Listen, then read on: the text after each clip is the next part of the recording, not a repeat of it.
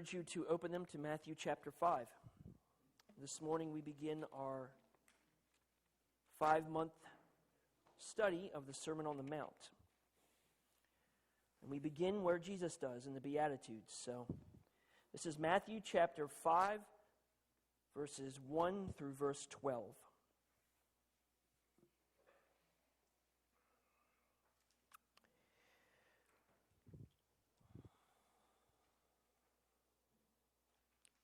Seeing the crowds, Jesus went up on the mountain, and when he sat down, his disciples came to him. And Jesus opened his mouth and taught them, saying, "Blessed are the poor in spirit, for theirs is the kingdom of heaven. Blessed are those who mourn, for they shall be comforted. Blessed are the meek, for they shall inherit the earth. Blessed are those who hunger and thirst for righteousness, for they shall be satisfied. Blessed are the merciful, for they shall receive mercy. Blessed are the pure in heart, for they shall see God. Blessed are the peacemakers, for they shall be called sons of God. Blessed are those who are persecuted for righteousness' sake, for theirs is the kingdom of heaven. Blessed are you when others revile you and persecute you and utter all kinds of evil against you falsely on my account. Rejoice and be glad, for your reward is great in heaven, for so they persecuted the prophets who were before you." May God bless the reading of his word. So a phrase has been running through my mind all week. Not the phrase of our sermon title, but the phrase, the good life. How many of us ever heard that expression, the good life?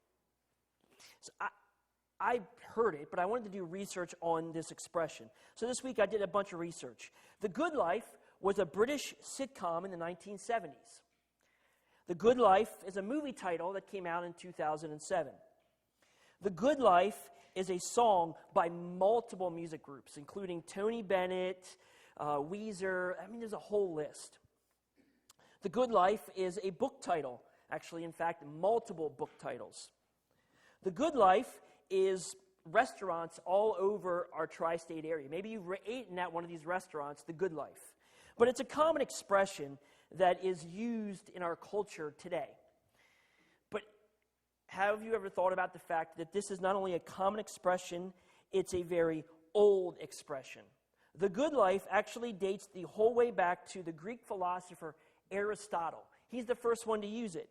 And when he was speaking about the good life, he was speaking about somebody who desires a better life, but in reference to who they are on the inside.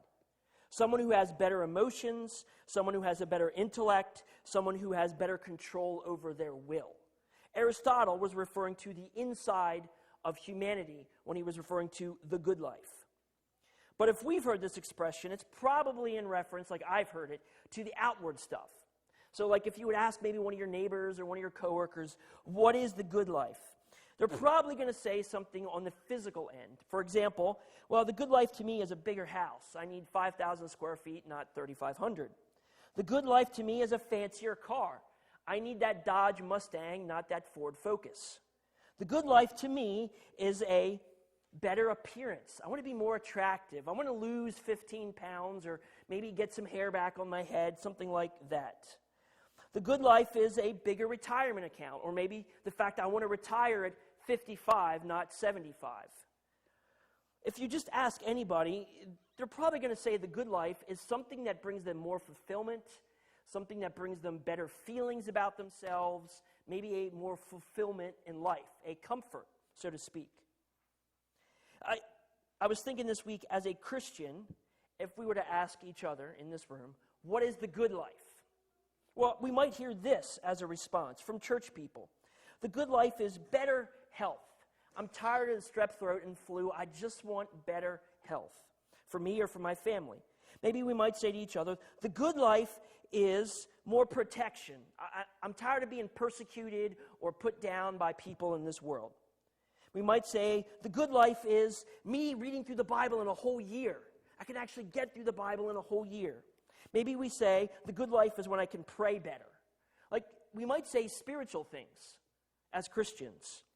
So the expression, the good life, isn't actually a bad expression. None of those things, both in the world and in us as a group, are bad. They're just, are they what the Bible says when it talks about the good life? Have you ever thought about that? The Bible speaks about the good life. The Bible talks about it. In fact, Jesus himself teaches what the good life is. And today, as we jump into the 9 Beatitudes, we're going to see a description and a commendation of the good life. It's in essence Jesus going, here are 9 things. If you live these 9 things out, it's a good life. But as we see them, we're going to realize today, it's not what the world says. It's not what the world thinks. It's not how the world would define the good life. So let's jump in. As I said, this is the Sermon on the Mount. We're beginning it today, hopefully for the next 5 months or so. We'll be working through it towards summer. And Jesus begins with the Beatitudes, probably common to us. I remember memorizing them in Christian school in like 6th grade, having to memorize the Beatitudes. Probably common and familiar to most of us. But it's the beginning of the Sermon on the Mount. And if you see verses 1 and 2, it's a simple introduction, it's a setting. So Jesus sees the crowds, he goes up on the mountain, and Jesus sits down and begins to teach his disciples. And we're going to come back to this verse in the weeks ahead. This is an important setting Matthew doesn't just throw away. He's giving us an important setting for this sermon. And it all revolves around the idea that Jesus is one who's teaching with authority. He's a rabbi in essence. He's someone who sits down as a teacher and is going to unpack truth. Matthew wants us to see the king is going to teach us about his kingdom. As our title of our sermon says, wrong way, the upside down kingdom. The next 3 chapters are going to be all about kingdom living. But he starts with Beatitudes. One scholar this week said, the Beatitudes are sort of like a doorway into the rest of the sermon. In the weeks ahead, we're going to come back to these Beatitudes because Jesus takes each one of these and begins to unpack them in greater ways in the rest of the sermon. So if you have a little book thingy like I do in my Bible, just keep it in chapter 5 because as we get into chapter 5 and chapter 6 and chapter 7, we're going to come back to the Beatitudes and go, here's what he said here. Here's how he explains it greater. So I like that expression. The Beatitudes are a doorway into the rest of the sermon. So we're going to start where Jesus starts. Look at the first word in verse 3, 4, 5, 6, 7, 8, 9, 10, and verse 11. He says, blessed. If we want to understand the Beatitudes, if we want to understand the Sermon on the Mount, we need to understand this word. So there's 3 challenges for us this morning as we think about this word, blessed. First, here's number 1 challenge you probably don't think about. The Greek word for blessed, makarios, does not have an English translation one-for-one corollary. So in Greek, the word theos, it's always going to mean God. And we know when we see the word in Greek, I know when I'm reading my Greek Bible, when I see the word theos, I know exactly what the writer is saying. God, G-O-D. How many of us know the Greek word agape?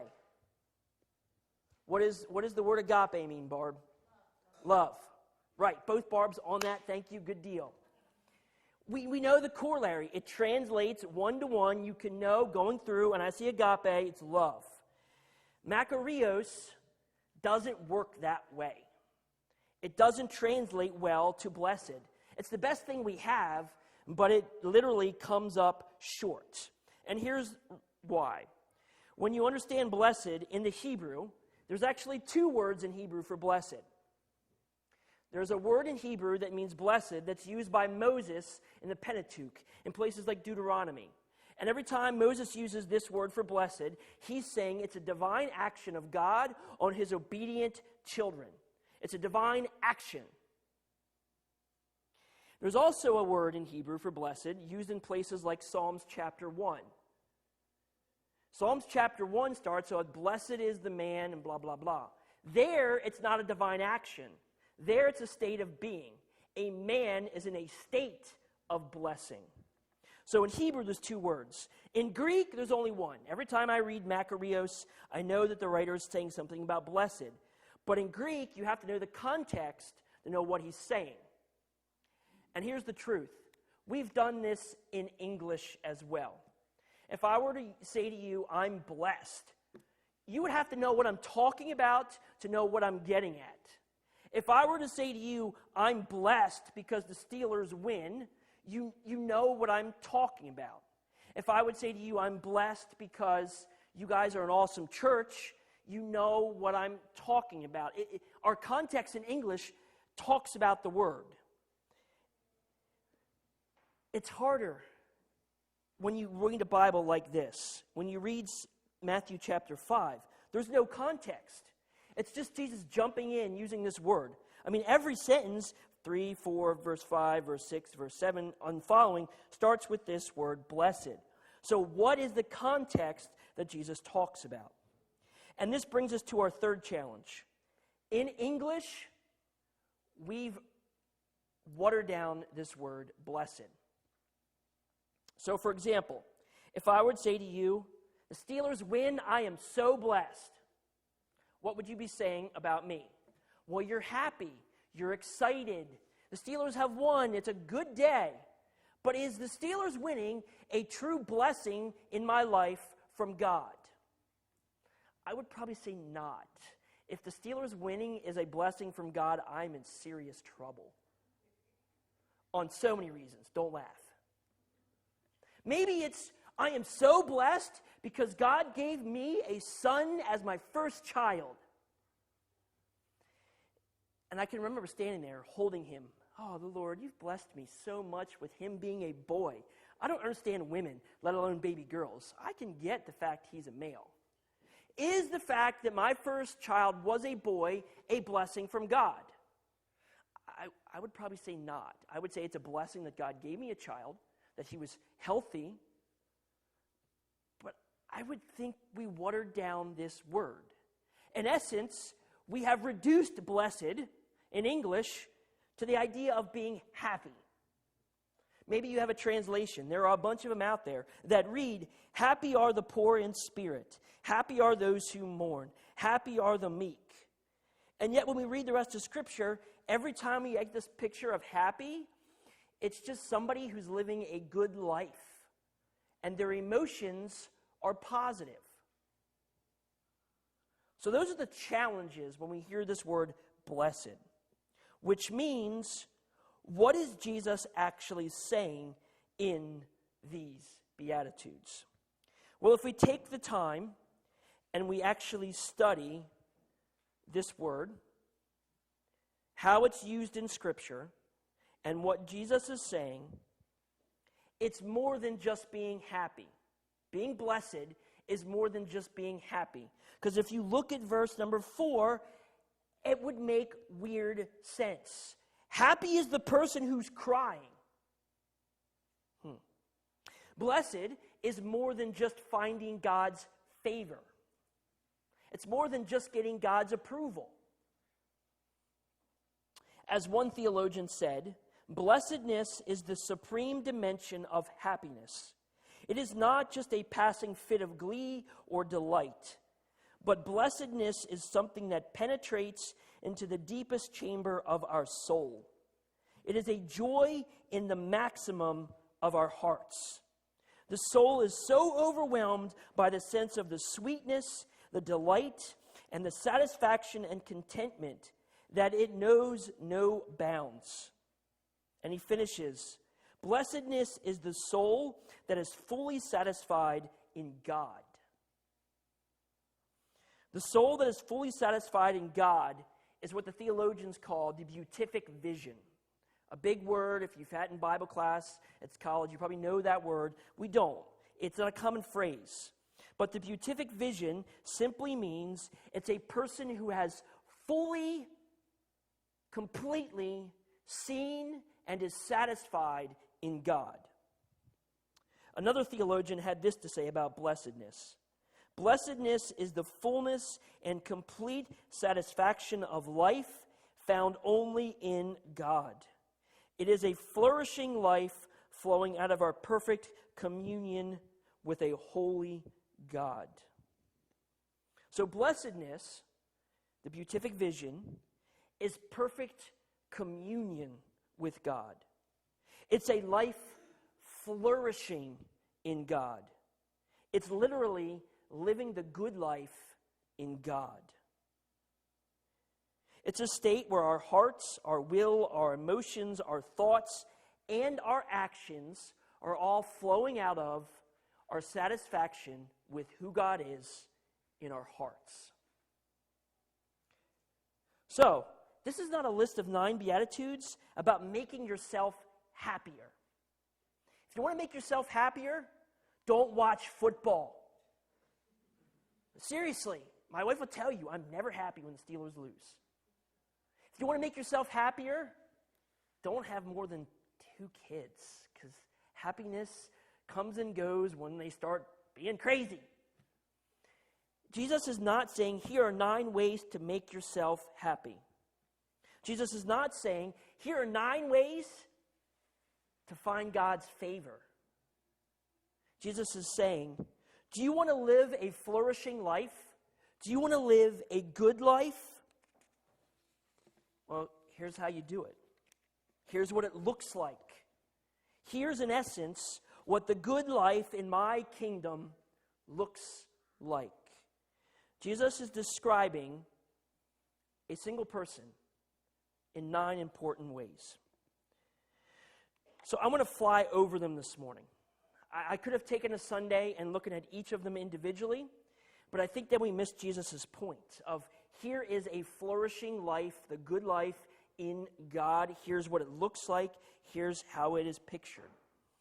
So I just kind of want to skim over each of the 9 this morning. But before we do, there's 3 points I want us to think about if you're taking notes. First, if you've been in any part of the series so far, you've probably seen Matthew reference Isaiah the prophet.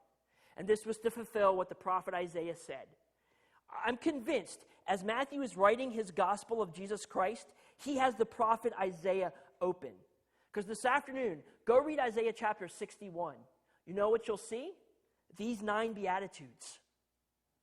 He has Isaiah 61 as the background of these 9 Beatitudes. So that's the first key. Helping us understand these 9 pictures, these 9 blessed, is Isaiah chapter 61. Number 2, don't read these as an if-then statement. If you're an English person, you know what an if-then statement is, right? So, for example, if I give Mary Schlanker $20 a Sunday, then she'll come to church here every week. That's an if-then statement. Something is equationed to the, I don't know, that's not going to make sense. Basically, something comes first, and the second thing will happen if the first thing happens. Don't read these as an if-then statement. Jesus is not saying, if you are poor in spirit, then God will do this. That's blessedness as approval. And number 3, each of these 9 statements is a paradox. Hey, Ken, what is your favorite expression? Ken Lynch. That's a paradox. I don't get it. You've got to slow down to go fast. It's a paradox. Basically, it's saying this first statement appears like it's wrong, but in reality, it's actually true. You've got to slow down to go fast. It's a paradox. As we read each of these 9 statements by Jesus, they're paradoxical. It doesn't appear to actually be right. But when we understand a flourishing life, it's actually true. So, let's jump into them now, one at a time. Number 1, blessed are the poor in spirit, because theirs is the kingdom of heaven. I purposely changed the word for to a because.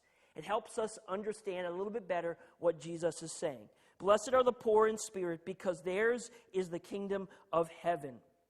So the poor in spirit, What is the poor in spirit? Simply put, the poor in spirit is somebody who recognizes that they are completely and utterly destitute of spiritual things. A poor in spirit person says, I am spiritually bankrupt. Spiritually, I'm in poverty. It's a person who's gone, I know who I am. I am a totally depraved person. I am a person who can do no good outside of God in me. I'm a person who has no hope in myself. You are spiritually bankrupt. They understand their spiritual condition.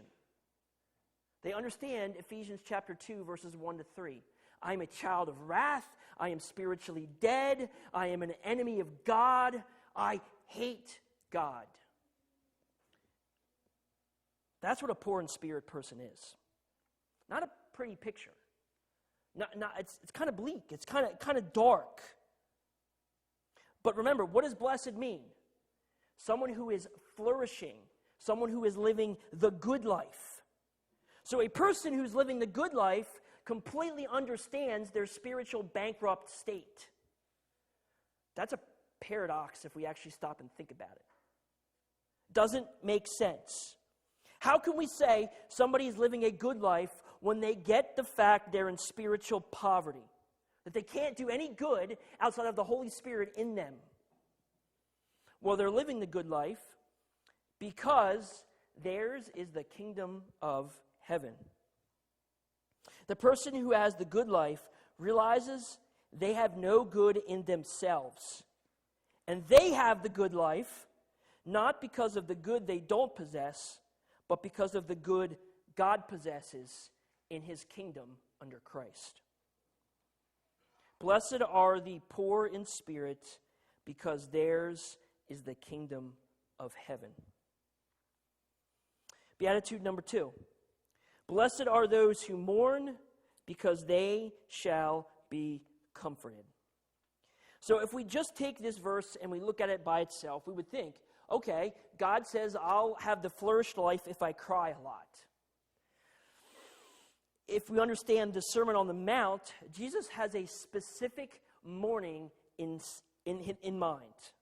Simply put, Jesus is saying, blessed is the person who mourns over their sin. This is a person who is broken over their spiritual condition.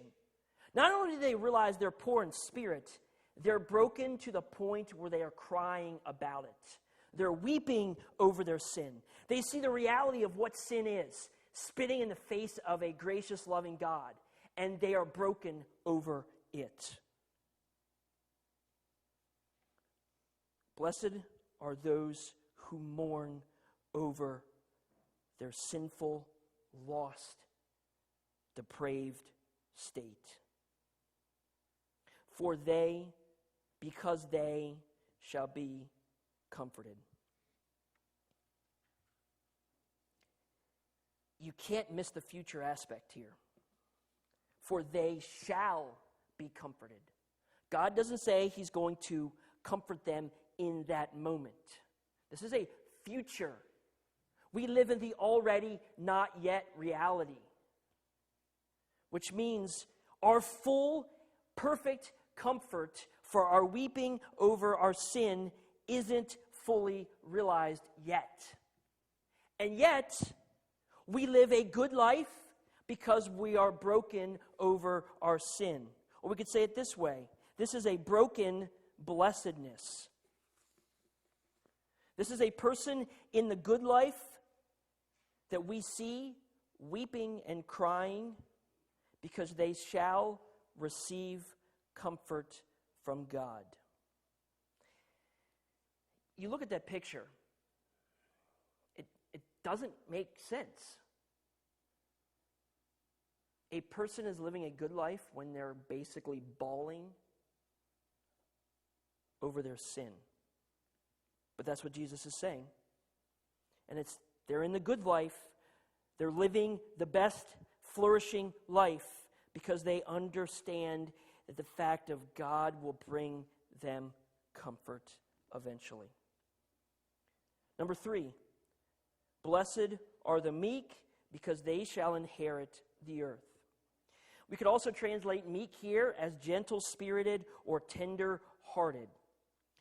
Simply put, a meek person lacks arrogance. They don't lack courage.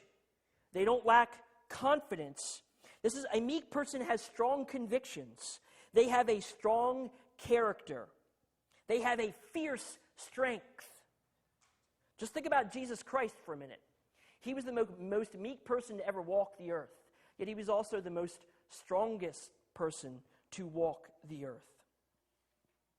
Meekness is an attitude. It's a character trait we show to others. We realize who we are. We're poor in spirit. We're broken over our sin. And we demonstrate humility to others. And Jesus says, blessed are the meek, because they shall inherit the earth. Again, this is a futuristic aspect to their blessedness. The kingdom is here and now, but it's also future. And Jesus is saying, blessed are the meek, because they shall inherit the earth eventually. If we link, as I was studying the Beatitudes this week, I saw triplets. So the first one, blessed are the poor in spirit, somebody who understands their spiritual poverty. Blessed are those who mourn, someone who's broken over their lost, sinful condition. And blessed are the meek, someone who understands completely who they are and demonstrates it to others. They shall receive the kingdom of heaven, they shall be comforted, and they shall inherit the earth. They're kind of tied together, so to speak. Number 4, blessed are those who hunger and thirst for righteousness, because they shall be satisfied. A picture of hungering and thirsting is a picture of desire. It's a picture of appetite.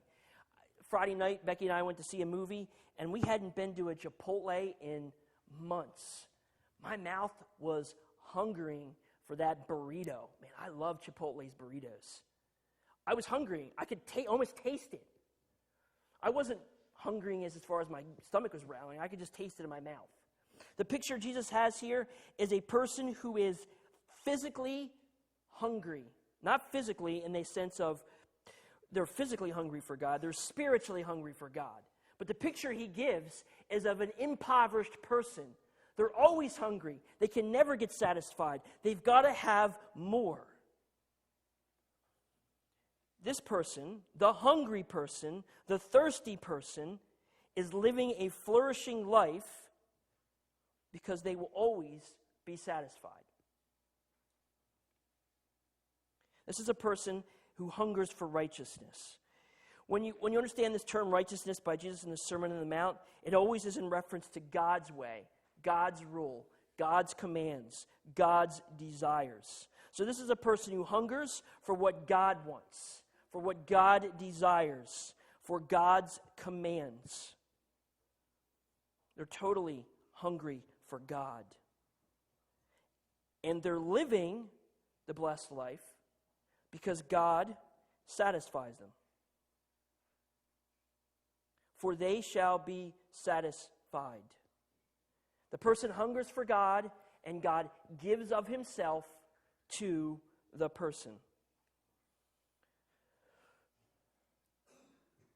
Number 5, blessed are the merciful, because they shall receive mercy.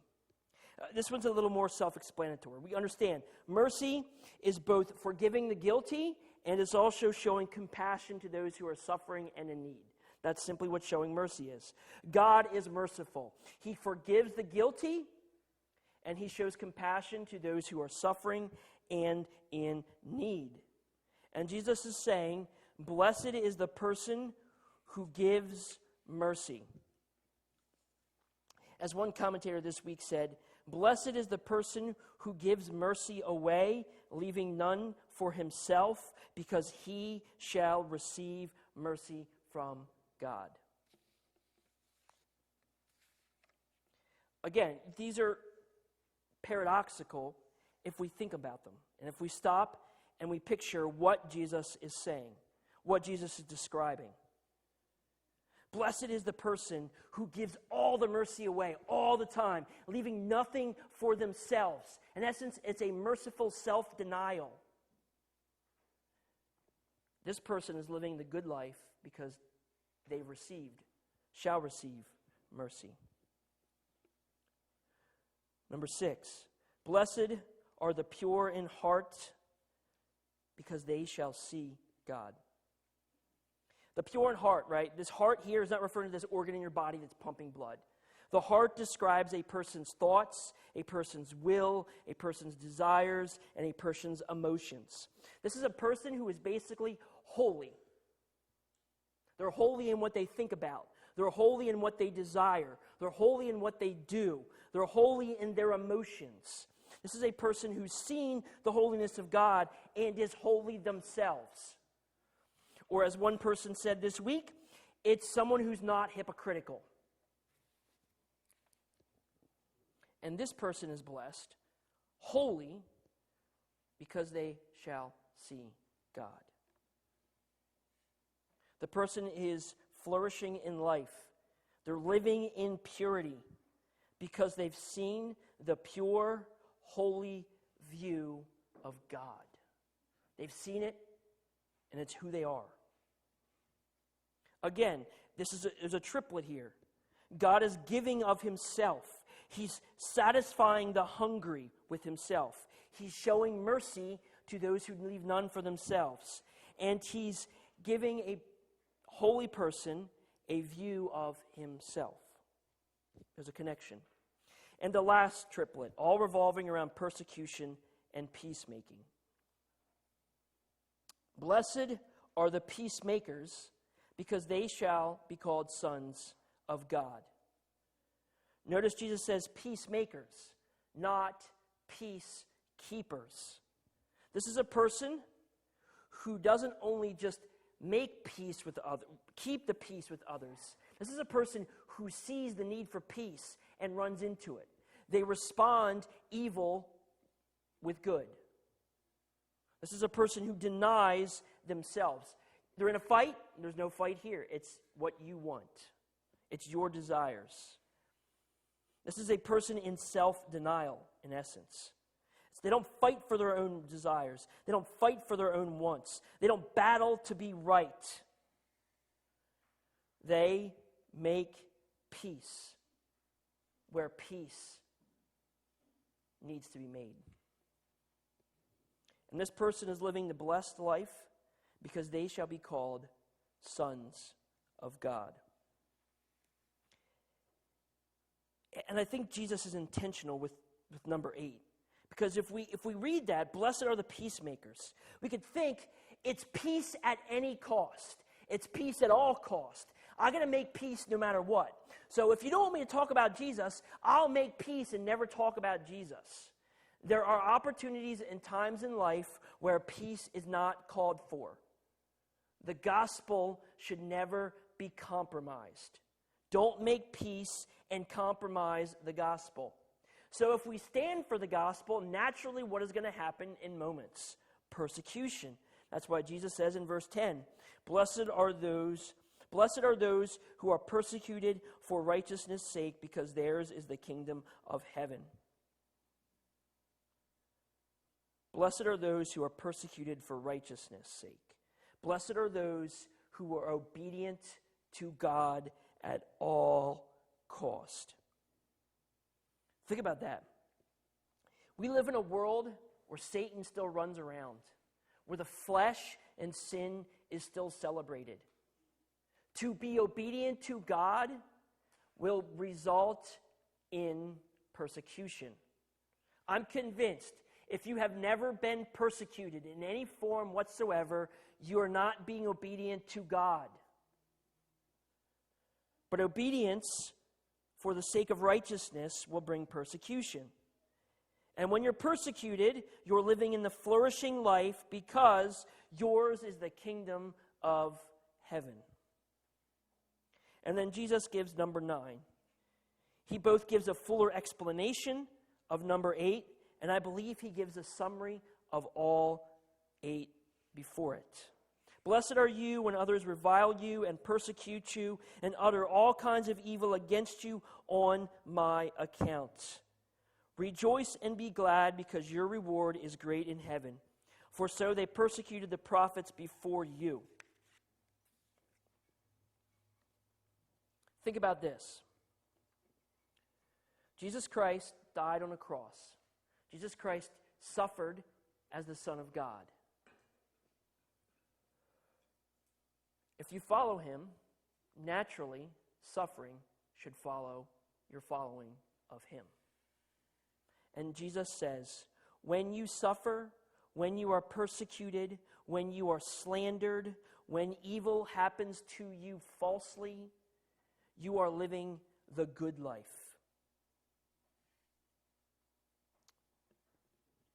Think about in terms of this way. For you to be burned at the stake for the sake of Jesus is the good life. To be burned at the stake, like men like William Tyndale, John Hust, to be martyred. I read a story this week in preparation for the sermon of a mother and her 2 daughters who were drowned for Jesus Christ. To be killed for Jesus is to live the good life, is to flourish. It doesn't make sense. You would think the opposite. I'm living the good life now. I'm actually living. And Jesus is saying, blessed are you, live in the good life, flourish in my kingdom, because you were reviled, persecuted, slandered, put down, and even killed for me. You read through these 9. It doesn't make sense if we stop and actually think about it. Maybe you're like me. I grew up in the church. I know these by heart. I could probably spout them off by memory. But I don't stop and think about it. Blessed are the poor in spirit. Blessed are you when you weep over your sin. You're living a good life when you're showing meekness to others.